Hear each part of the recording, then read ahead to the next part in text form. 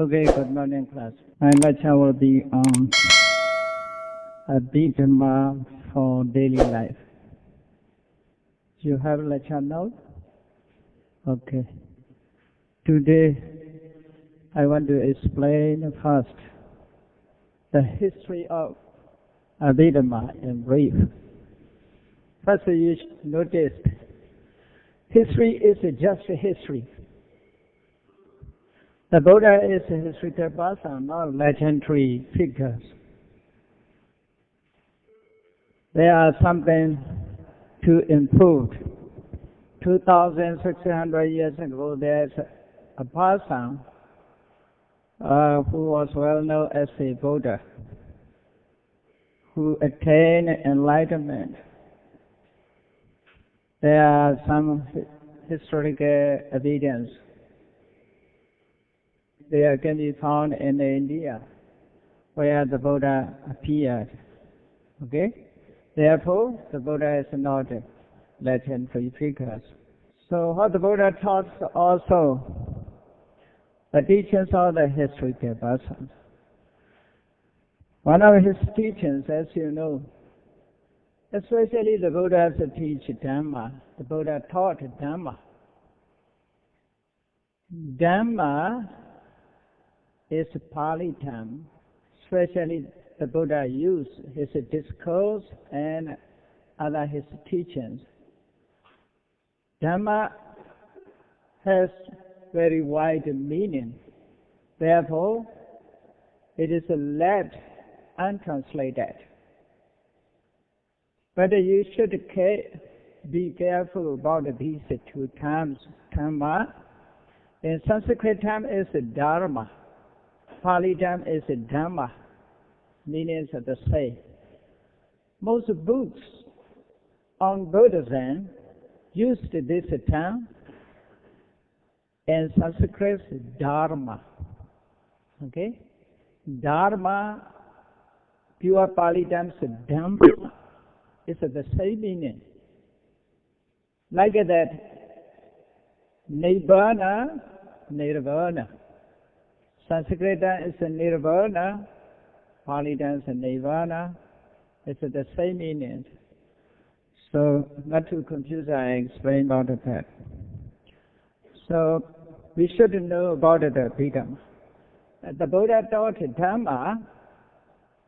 This Dhamma can be classified into Dhamma and Abbhidamma.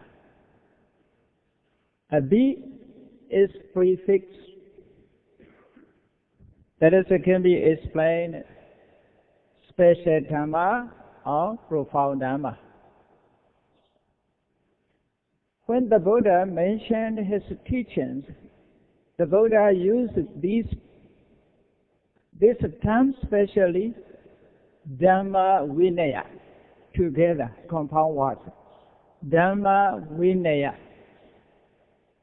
Mostly, many sutta is used Dhamma Vinaya. Yo imasame Dhamma Vinaya apamato vihasati pahaya dhati samsaram dukkha sandam garesati. The Buddha used Dhamma Vinaya, refer to his teachings. Okay? Dhamma and Vinaya. So, commentaries explain in many meanings about the Dhamma Vinaya. So, we should understand briefly, the Buddha's teaching is Dhamma and Vinaya. Dhamma can be classified into Dhamma and Abbhidamma. Now, I want to explain about the history of Abbhidamma according to the commentary traditions. According to tradition,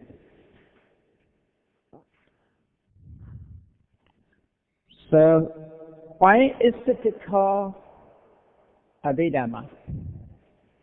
Abbhidamma is a unique part of Buddhism. It is one of the Tripitaka Pali texts which explains Dhamma in detail and analytical way. That is just the meanings of Abbhidamma. I explain definition.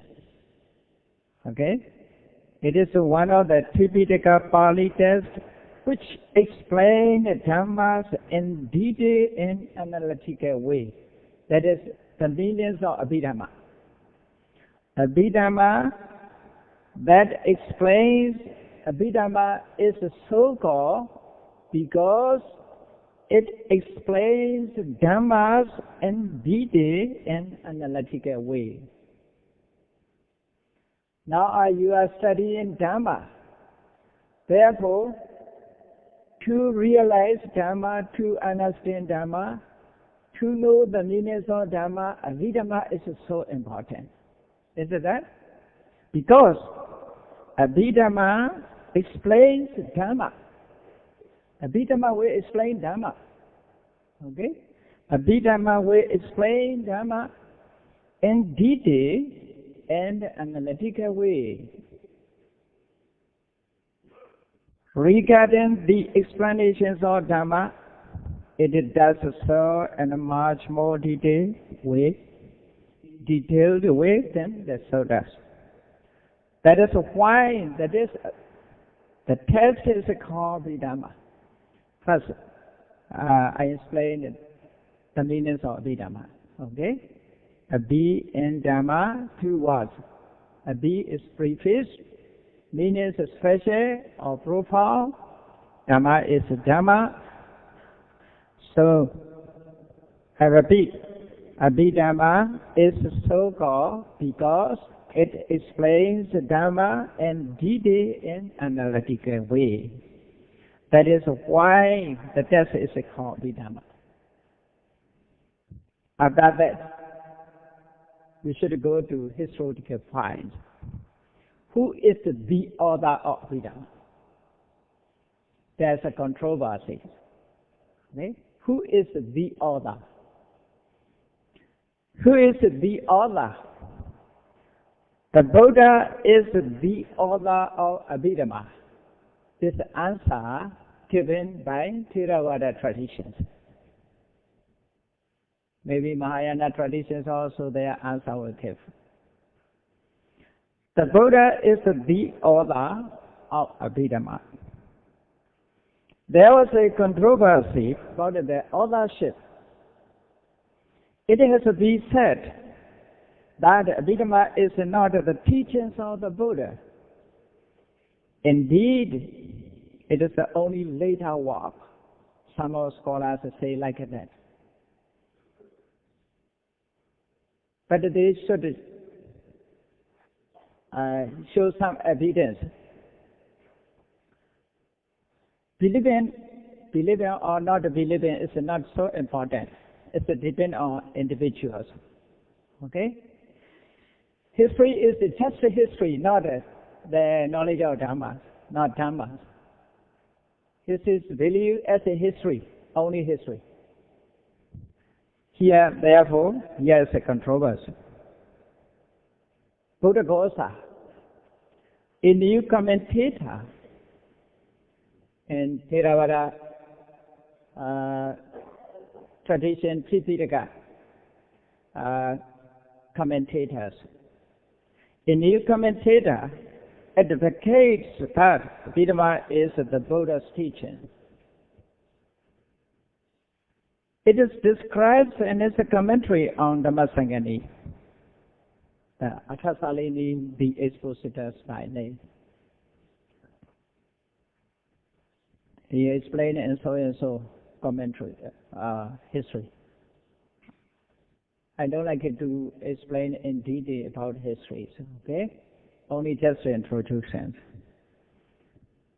Then second question. Maybe the answers are different answers. Okay? Who is the author? Theravada tradition, according to Theravada traditions, Theravada circumstances, will give the answer, the Buddha is the author of Abbhidamma. But the others may say it is only later work. Whatever may be, after studying Abbhidamma, you will know, you will understand that is the teachings of Buddha or not. It's left for your decisions. Okay? I will not talk about that. Then, the second question, who brought Abbhidamma to the human world. In Theravada Buddhist circles, it is widely accepted that Abbhidamma was taught to deities. According to Theravada tradition, Abbhidamma was not taught in human world. It was taught in deity world. Okay? In the 7th year after his enlightenment, the Buddha went to the world of deities and taught Abbhidamma for 3 months. For 3 months, according to the human calendar.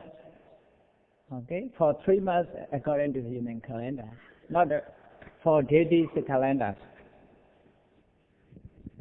Maybe deities calendars are longer than human calendars.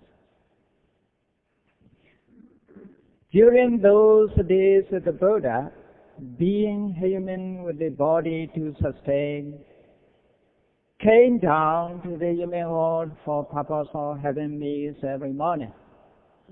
That's according to commentary I explained.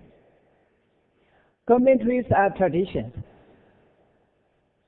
handed over from generation to generation. Commentaries, Venerable Buddhaghosa, you should notice, Venerable Buddhaghosa is not pioneer of commentaries. He's not pioneer. Some people, some scholars blame Buddhaghosa. Buddhaghosa explained, presented only his ideas. No, not like that. Buddhaghosa never presented his idea in his commentary. According to tradition, he explained. He repeated about that openly. Honestly, he explained in introductions, in opinion, his text. Buddhaghosa's honestly explanation about that. Therefore, Venerable Buddhaghosa is not pioneer of commentaries. He's mentioned only traditions. So, as a human being with a body to sustain, came down the human world for purpose of having meals every morning. That is a human nature. Without food, you cannot stay. But here is in Myanmar tradition, there are some people can sustain for 3 months or 1 year without food. They are called ahara sati. Is it possible or not? Even Buddhas have to take meals. Isn't that? Buddha is a human being. Therefore, as a human being, it's a need food to sustain. Can you remain without food? How many days can you remain? It is impossible. It's just a human being. So, the Buddhas having meals for every morning. Uttra Kuru. I cannot identify where is the Uttra Kuru. There is the only location or just history. The northern continent was the place where the Buddha went for alms food. Maybe Germany and Russia. And those Uttarakuta, the northern continent, was the place where the Buddha went for alms food. After lunch, the Buddha rested under a big tree on the bank of the lake Anotata. This is Anotata is a Himalaya. In Himalaya mountain, there is a great lake. Venerable Sariputta, one of the Buddha's chief disciples, approached and served the Buddha water. In those days, there are no planes to go there. They use only mental power. The Buddha succeeded in samatha meditation using mental power. Venerable Buddha was also using mental power. Go there, went there. Okay? There are ways how to attain such a mental power. Even today there are ways. If you practice, you may succeed. If you succeed, you need not a passport and a visa. No need a ticket to buy. So, after lunch, the Buddha rested under a big tree on the bank of the lake. Another Venerable Sariputta, one of the Buddha's chief disciples, approached and served the Buddha water. During these meetings with the Venerable Sariputta, the Buddha briefed him about what he had taught in the daily world. Venerable Sariputta thus learned and brought Abbhidamma to the human world. So in this way, there's a daily communication. Venerable Sariputta and Buddha. Okay. So there's a communication. But not use telephone, the communications. Venerable Sariputta thus learned and brought Abbhidamma to the human world. Then he taught his bhikkhu disciples the doctrine. In this way, Abbhidamma was introduced into our human world. However, it should be noted that Abbhidamma taught to the deities is in great detail, and that Abbhidamma retold by Venerable Sariputta is concise. That is a difference you should be. Okay? We should understand there are two types of Abbhidammas. Abbhidamma taught to the deities is in great detail. And Abbhidamma retold by Venerable Sariputta is concise. So, our human world Abbhidamma is only concise. Condensed Abbhidamma. Even condensed Abbhidamma, there's a big volumes. Even only Patthana is about 2,800 pages. So, even only Abbhidamma, Patthana, 7 Abbhidamma treatises. Okay? In brief, according to Theravada tradition, Abbhidamma taught by the Buddha himself. Abbhidamma is, the Buddha is the author of Abbhidamma. Abbhidamma is taught in daily world, but brought by Venerable Sariputta, introduced Abbhidamma to our human world. But in different, a little different, the Buddha taught to the deity is in great detail. The Abbhidamma retold by Venerable Sariputta is concise.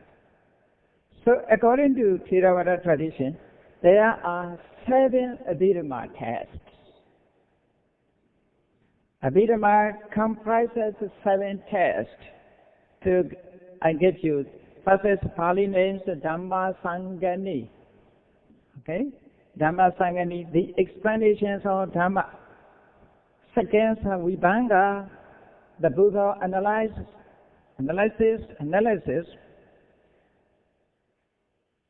Third, Dhatu Katha, the speech on the elements. Fourth, Pogala Panyati, definition of individuals. Fifth, Katha Vatu, points of controversy. Sixth, Yamaka, the book of pairs. And seventh, Patthana, the book of conditions. So there are also you can read the others. Okay? If there is something you want to know, please ask me questions later. I think this is enough to introduce Abbhidamma. Okay? So, to know the history about Abbhidamma, to know the Dhamma which is taught in Abbhidamma is more important. How to understand Abbhidamma. So we should continue the Abbhidamma for daily practice. So in brief, I will explain. Maybe do you want to know how many subjects, how many types of Dhammas are explained in Abbhidamma? First we should explain. How many types of Dhammas are explained in Abbhidamma? How many Abbhidamma topics? Okay? So the two types of Dhammas that are explained in Abbhidamma, only two. Two types were explained in Abbhidamma. Abbhidamma topics are only two, Panyati and Pramatta. Technical terms, let's use these technical terms, Pali terms, because of terms are very important. Sometimes it is very difficult to translate. It is very difficult to find equivalent words. Okay? Therefore, using the technical term is better. So, Abbhidamma deal with these two topics, Panyati and Pramatta. What is Panyati? Panyati is a concept. Panyati comprises name and things. See? Panyati means only concept, destination. Panyati is just a label, just a name. So, Mr. White, Mrs. Black, Mrs. White, these are Panyati. Isn't that? Only just the names is Panyati. Here are things, everything have names. These names are Panyati. Okay? Panyati comprises names and things. All names, human name and the name of something is also Panyati. All names and things are Panyati. We can say, Panyati we can divide it into two. The names are Panyati. Because through names we are able to know things. Through name we have to know things. Without a name cannot know. Is it that? This is a name, the whiteboard marker. That is just a name, whiteboard marker. That is, you see with your eyes, that is a thing. If I told you, please give me whiteboard markers, you will bring these things. You cannot bring name.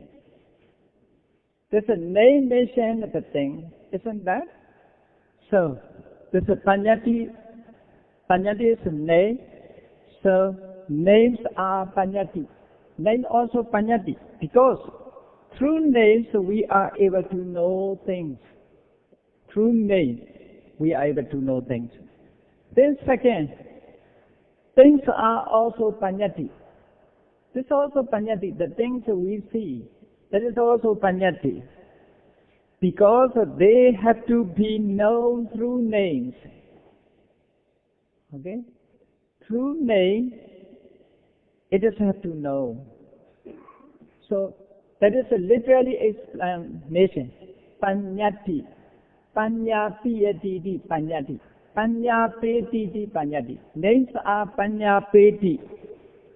Through names we are able to know things.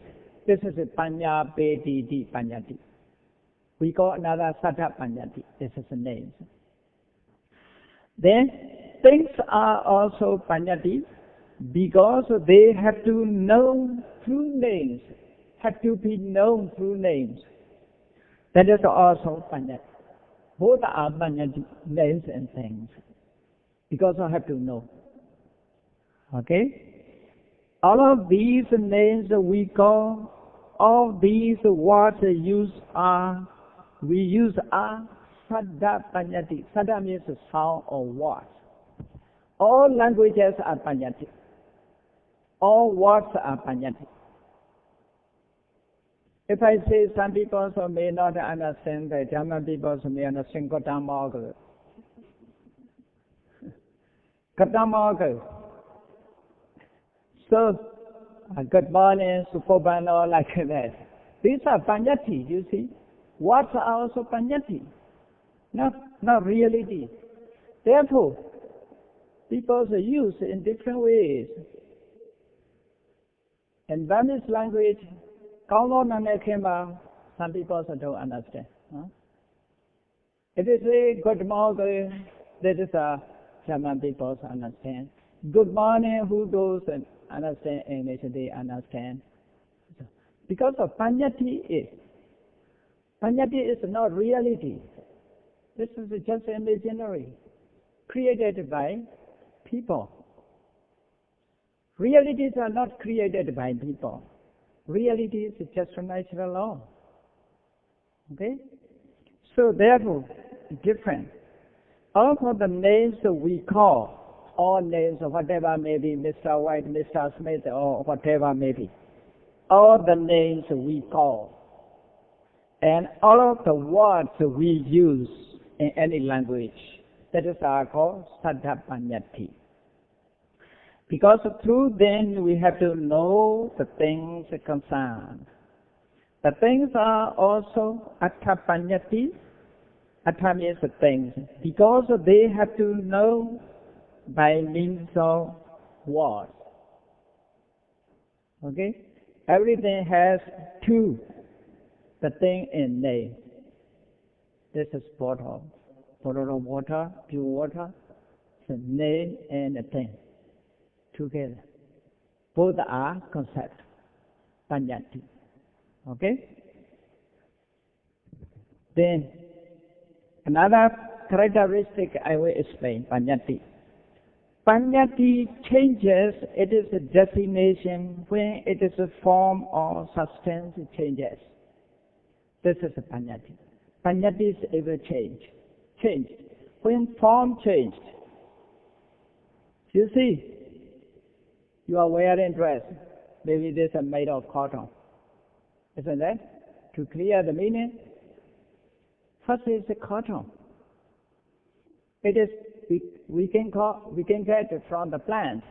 Isn't that? Cotton plant. So first we get cotton. After making thread, it's a normal cotton. We call this a thread. Isn't that? Normal cotton. Because it is changed. Names are changed. Before first one is a cotton. After that we call thread. After weaving, we call dress or cloth. No more cotton, no more thread. It's become cloth. After dress on, we say many things. This is a robe, the yellow robe, the brown robe, and a t-shirt, and like that. Many different. So, when the figure changes, Panyati changes. That is Panyati's characteristic. Okay? This also, you see now, what do you call? This is bottle of water, you see. If I put it inside a wine, bottle of wine, not bottle of water. If beer, bottle of beer. So change. This also fast, and not we call plastic. So it's a change. The wood also fast, it is a tree. After cut down, it is called timer or wood.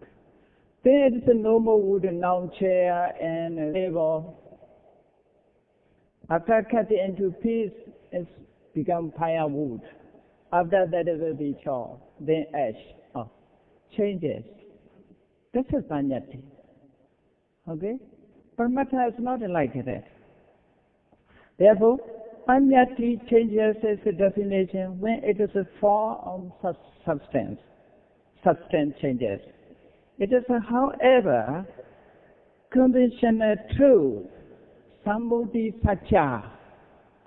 Panyati is Samudhi Satya. Samudhi Panyati is the same or Satya. Satya. In Sanskrit, they use this as Satya. The same meaning. Even today, I think this Sri Lanka also use this Satya. Okay? Satya, Satta. This is Pali. This is Sanskrit. The same meaning.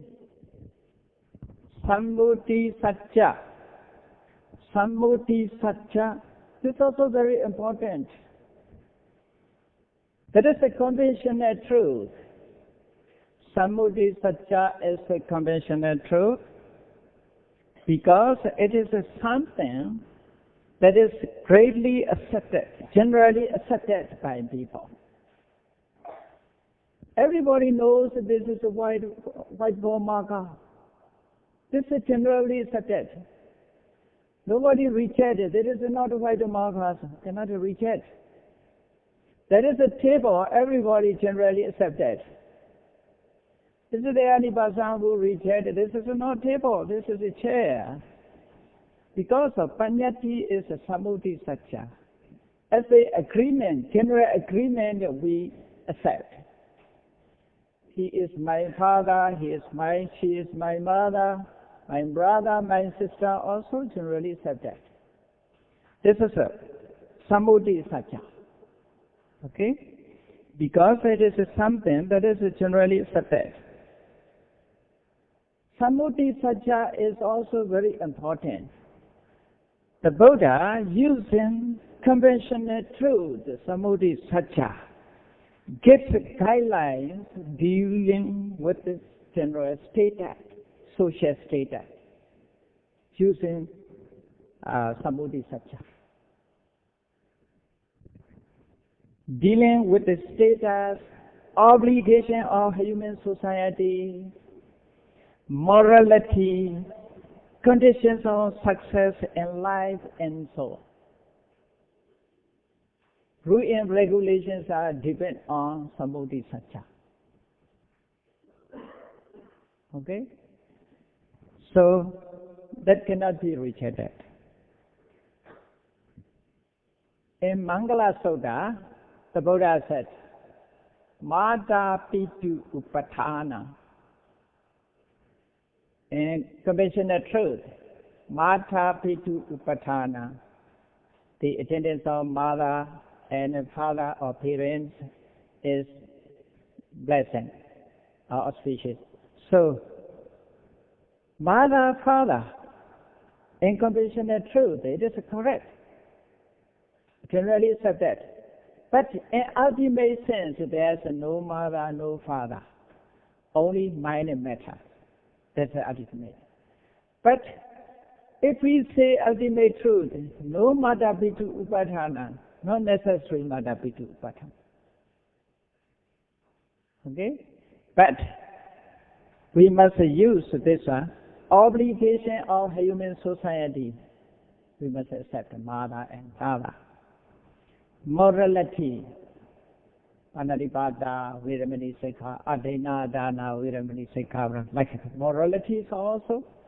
The Buddha is using conventional truth to explain morality. And conditions of success in life also the Buddha used conventional truth. Therefore, Samudhi Satya is very important. But if you attach to Samudhi Satya, you cannot attain Nibbana. Isn't that? If you want to be free from all suffering, you must remove the attachment to Samudhi Satya. You must upgrade your knowledge to Paramattha. If you accept as your mother, you love your mother, you attach to your mother, you cannot free from suffering. Okay? Therefore, in social status, obligation of human society, mother is mother, we must attend mother, we must respect mother or father. But in ultimate sense, we should remove attachment to mother or to parents. Therefore, the Buddha explained the second to attain Nirvana. That is called Paramattha. Paramattha is ultimate reality. Paramattha, ultimate reality.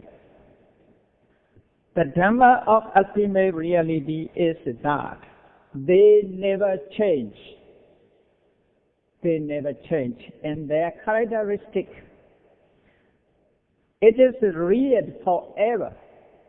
This Paramattha is real forever. The ultimate reality is abstract truth, ultimate truth. Samudhi Satya is conventional truth. Paramattha Satya, ultimate truth or abstract truth. Okay? Abstract truth, Paramattha Satya. Using the Paramattha Satya, the Buddha expounds the wisdom of realization. Wisdom of realization and emancipation or liberation. Okay? This is a Paramattha Satya is higher level. Samudhi Satya is lower level. Both is important. These both two truths will be explained in Abbhidamma. Okay? So, Paramattha. How many Paramattha Dhammas are explained in Abbhidamma? The ultimate reality can be divided into four. According to its own characteristic. In this level, the Buddha will explain these four Paramattha Cheta, okay, Cetasika, Rupa. This is after that, this is Nibbana. This is a samsara level, so this is a Nibbana. Okay? We are composed of Ceta, Cetasika, and Rupa. Abbhidamma will deal with these four. This is our ultimate realities, four Paramatthas. Number one, Ceta. This is the Lord Buddha used these technical terms to mention consciousness. Okay? The English term is consciousness. What about the German terms? I heard German words are more suitable for philosophy. Is that? Very close to some of the Palis also.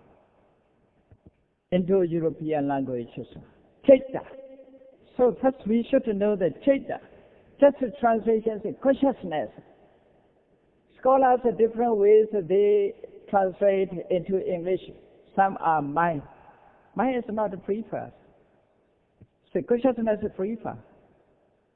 The meaning in consciousness is Ceta. Because without a feeling, without a perception, without a volition, Ceta is a just awareness. Okay? Therefore, consciousness. Number two, Cetasikas, mental state. Mental state. Or mental property. We can use mental state and mental property. That is a Cetasika. Cetasikas do what? Ceta, number one, Ceta, number two, Ceta. These two are the same meaning. Ceta and Ceta. Then add in Ika, Sika, Cheta and Cheta, the same meaning. Ika means dependent on Cheta, arising from Cheta. That is the meaning. Born of Cheta. Okay? Chetasika means dependent on Cheta or born of Cheta. The activity of Cheta. Chetasi Niyodam, Chetasi Bhavan, Chetasikam, the definitions are like that. So, just the translations of mental property or mental state. That is the Chetasika. Number one and number two, mostly arising together to form my Nama. Number three is Rupa. Rupa translates metta. The other way also they translate metta. Rupa is metta. So we are composed of these. Number one and number two are mind. Number three is metta. Mind and metta. When you meditate, this is the object of meditation, mind and metta.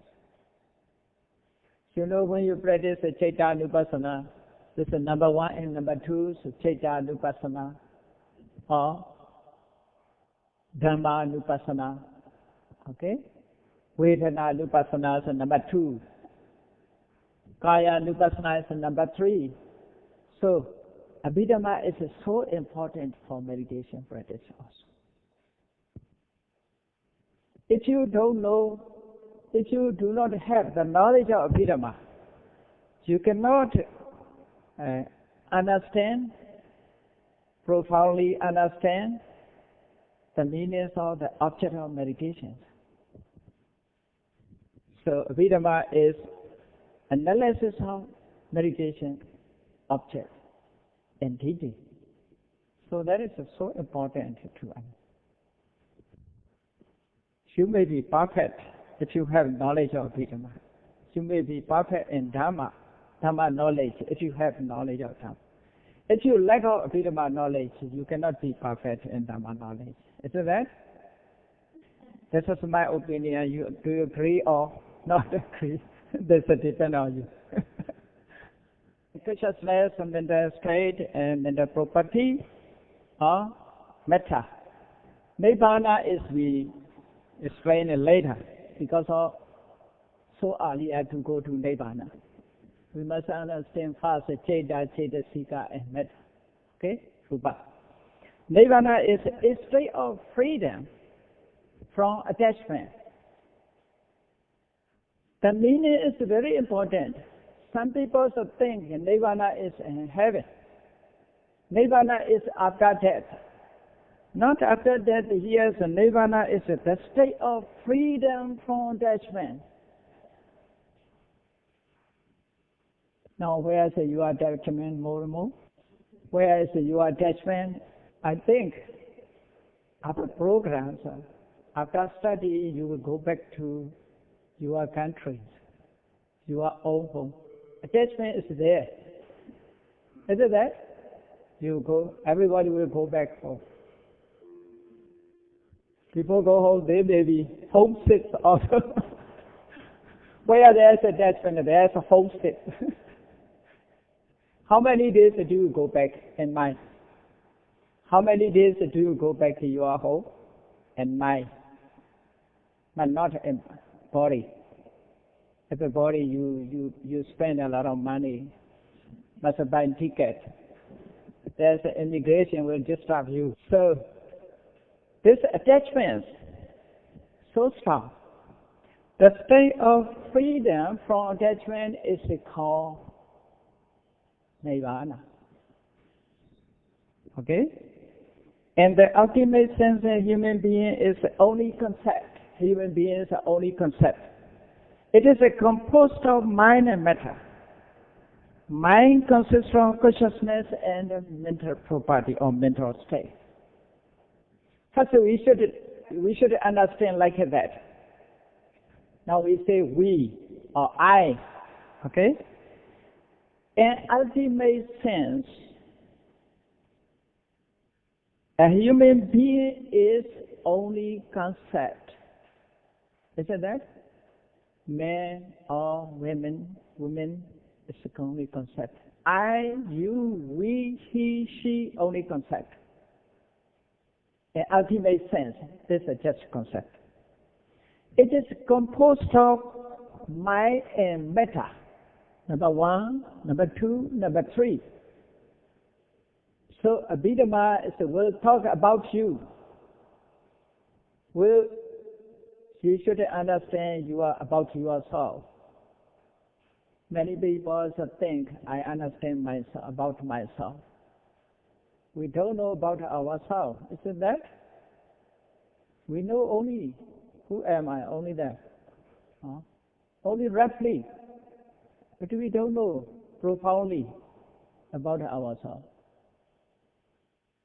You may remember your names.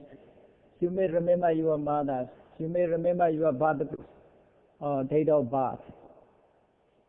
Only just so and so. But which is composed of you? You may cannot understand about that. So you should learn Abbhidamma. You should study Abbhidamma to understand yourself. Is that? So a human being is the only concept. It is composed of mind and matter. Mind consists of consciousness and the mental state. Nirvana is a state in which mind and matter become completely extant. Completely extant. Okay? Completely ceased. Extinct. Nirvana is a state. Nirvana is a state in which mind and matter become completely extant. Nirvana cannot be known with attachment. As long as you have attachment, you dislike Nirvana. Because Nirvana is a state free from attachment. Is that? As long as you have attachment. Attachments are so strong, you see. It's a freedom from attachment. Therefore, the term the Buddha used Nirvana. Nirvana. Ni means free. Vana means attachment, free from attachment. So not after that, we can enter Nirvana. Where there is attachment, there was worry. Isn't that? Where there is attachment, there is worry. Where there is no attachment, there is not worry. If you have attachment in Afghanistan, you may worry about it. If you have no attachment in Afghanistan, you have no worries. Have you any worry? Have you any worry about you don't know, about the person you don't know? Is there any attachment? No. There every day, many people die. We never worry about it. About it. Why? We have no attachment. Where there's attachment, there's worries. Isn't that? You can contemplate yourself. Where is my attachment arises, worry arises there. Where there's no attachment, there's no worry. The Buddha taught like that. That is present conditions that is very important to understand. Where is your attachment? Maybe your family is your attachment. You have a family, that family is your attachment.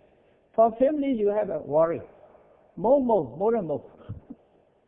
For about other families, you may have no attachment, therefore no worry about them, whatever may be. Is that? So, anywhere, if we are free from attachment, how will we be peaceful? That is the Nirvana state. Okay, therefore, Nirvana the state of freedom from attachment. If we free from attachment, freedom from attachment, we have a freedom from all suffering. Okay, let me stop.